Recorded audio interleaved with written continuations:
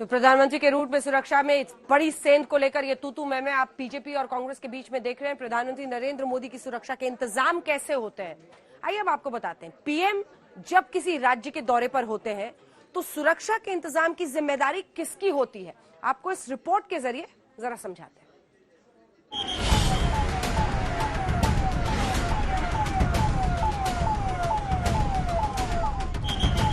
पंजाब में प्रधानमंत्री नरेंद्र मोदी की सुरक्षा में बड़ी चूक हुई।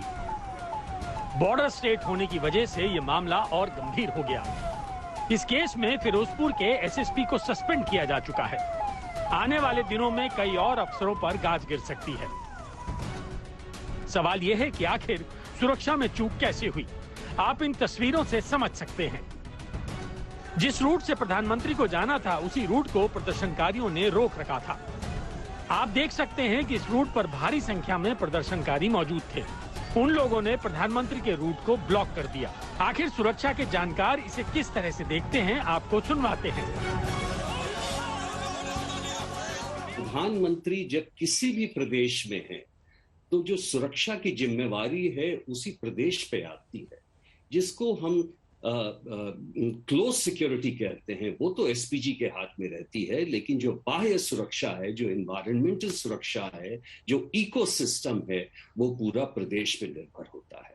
और इसलिए ये आवश्यक है कि प्रदेश क्षण क्षण प्रधानमंत्री की सुरक्षा का जायजा लेते रहे।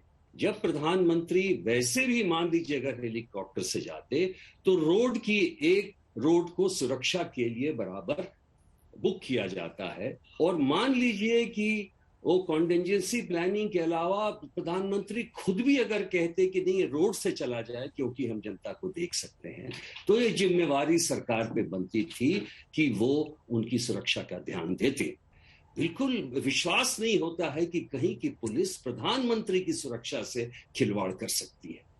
और इसलिए यह आवश्यक है कि एक उच्च स्तरीय एक इंक्वायरी हो एमएचए से। बल्कि मैं ये चाहता था कि इतने मंत्रियों ने जो भाषण दिया उसके बदले में एक व्यावसायिक रूप से आईजी पुलिस को एमएचए के तरफ से पूरा प्रधानमंत्री की सुरक्षा में जो आज हुआ उसके बारे में पूरे नेशन को अवगत करना चाहिए। आज लोग ये जानना चाहेंगे कि प्रधानमंत्री की सुरक्षा जो इतनी अहम है और बॉर्डर स्टेट में और अहम है, उस सुरक्षा में चूक कैसे हुई। और इसके लिए एक व्यावसायिक दृष्टिकोण और व्यावसायिक जांच की आवश्यकता है। एक्सपर्ट बताते हैं कि जब प्रधानमंत्री किसी राज्य में जाते हैं तो सुरक्षा की जिम्मेदारी राज्य सरकार की होती है।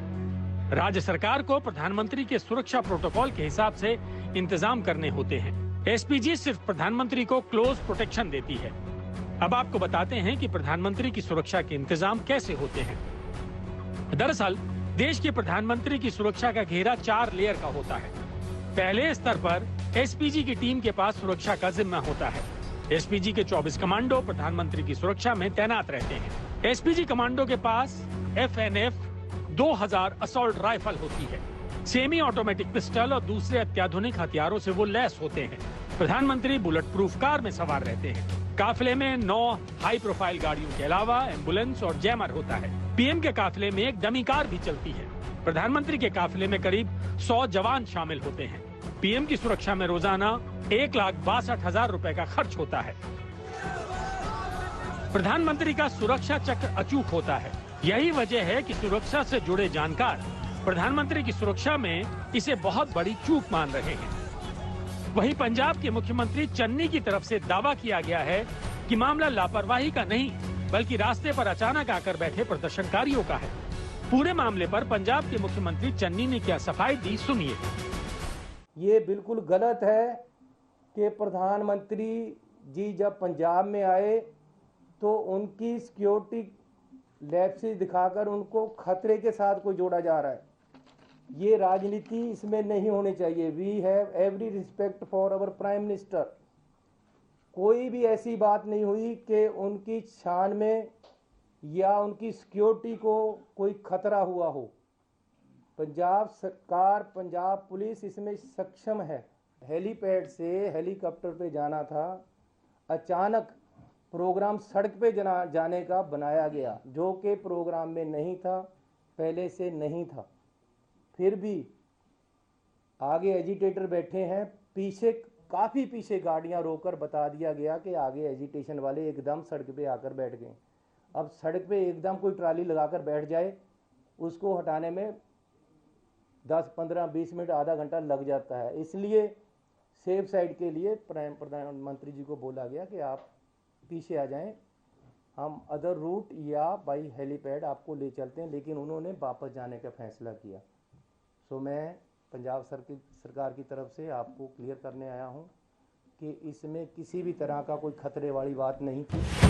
अब सवाल है कि केंद्रीय गृह मंत्रालय और बीजेपी इसे सुरक्षा में घोर लापरवाही का मामला बता रही है।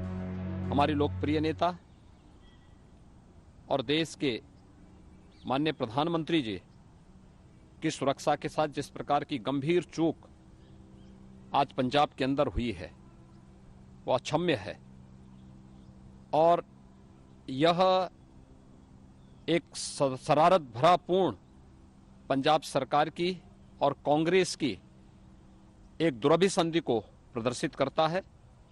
यह देश इस प्रकार की किसी भी साजिश को सफल नहीं होने देगा। कांग्रेस को और पंजाब सरकार को देश की जनता से माफी मांगनी चाहिए। कांग्रेस पार्टी पाकिस्तान और आईएसआई के इशारों पर देश के अंदर बहुत बड़ा षड्यंत्र रच रही है।